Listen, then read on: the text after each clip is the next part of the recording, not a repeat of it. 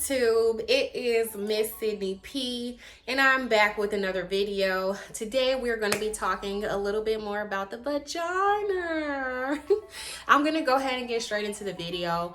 I have always battled with BV, bacterial vaginitis, bacterial vaginosis, for a very long time. It can be from food that I eat, tomatoes, whatever it is can trigger me and cause me to have either a bacterial infection or a yeast infection. A yeast infection, not so much. That really comes from the antibiotics that the doctor would normally prescribe me to get rid of the BV. I've tried everything I possibly could to not go to the doctor because one, it takes time out of my day to have to go and for her to tell me the same thing. Like it got so redundant after a while. It's like, you already know why I'm here. I always have it.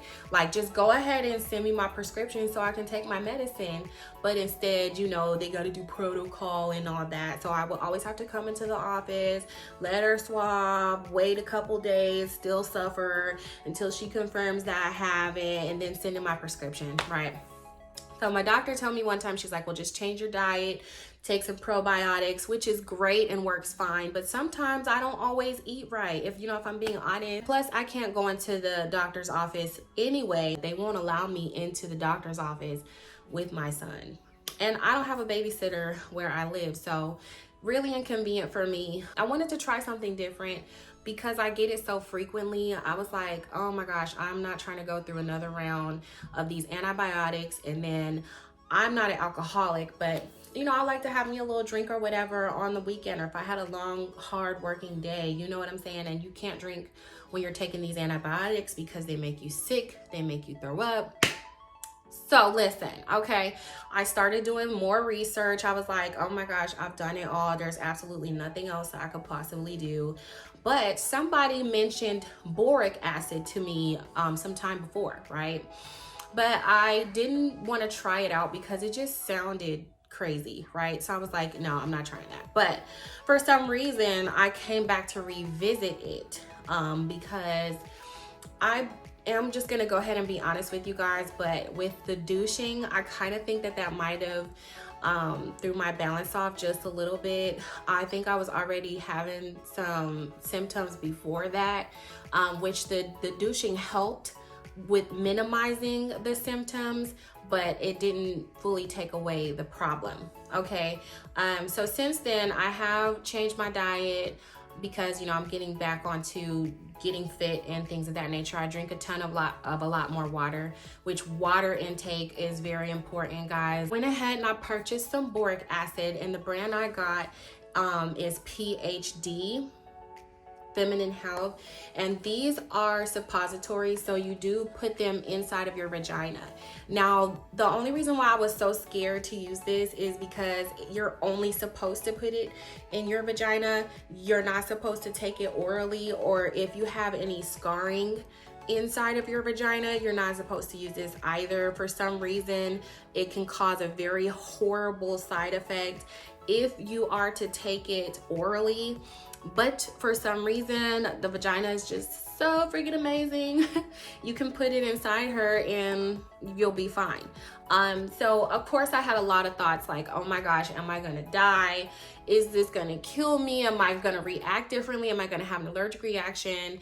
And I can assure you none of those things happened. So you're gonna open up your bottle, and I'll go ahead and show you what they look like. And you want to make sure that your hands are clean, which of course my hands are clean. You take the little thing out, and then they look like this, guys.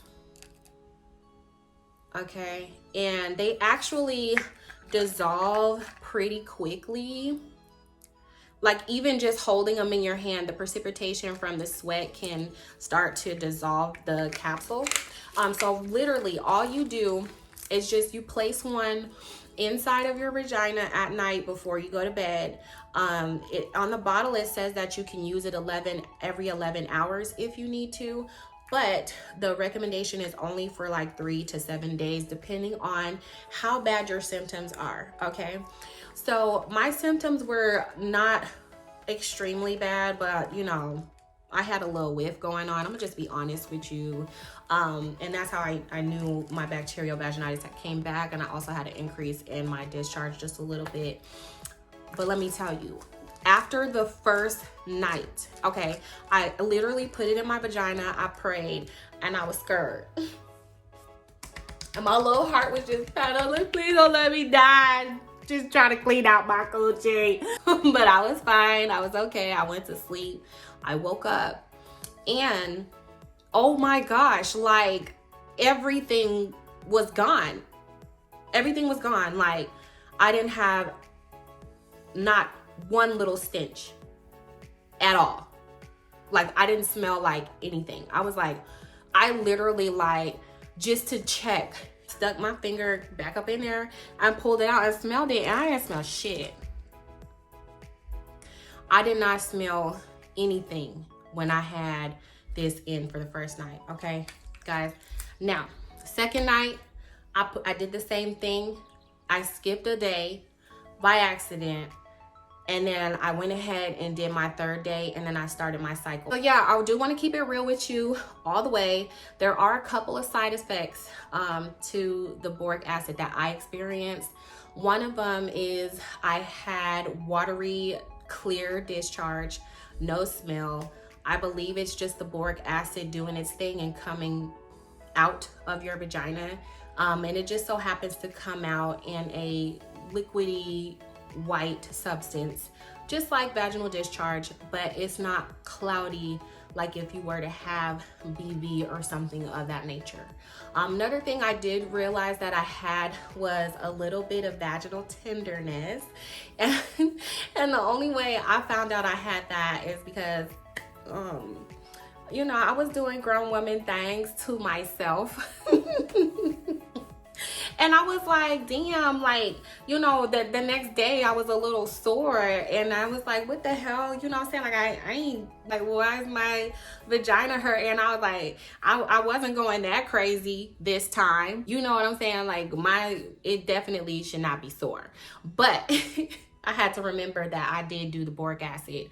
So I did have a little bit of vaginal tenderness. And that is also something that a friend of mine mentioned that she experienced as well, because I mentioned it to her and she tried it out, and she also experienced the same thing after sexual activity.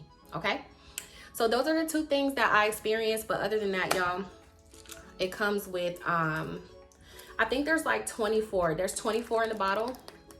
So this is good to keep on hand if you happen to get BV, you can't go to the doctor, or if you just want something other than those damn antibiotics that are only gonna cause you to get a yeast infection, and then you have to take a medicine to fight the yeast infection. Give it a try, ladies. You can get it at Target, Walmart, Walgreens, any drugstore. Just make sure you get this brand, and you're gonna find it where the pads are located. For vaginal, you know, care and all of that stuff, where you're gonna see the panty liners and stuff like that. If you're in that section, you're in the right place. Okay, but that's it for the video, guys. I just wanted to inform you that it is okay if you want to go ahead and try the boric acid. It's safe. You're not gonna die. I'm still here. So go ahead and like this video. Comment down below if you have tried boric acid, or if you have any further questions that I could possibly answer for you.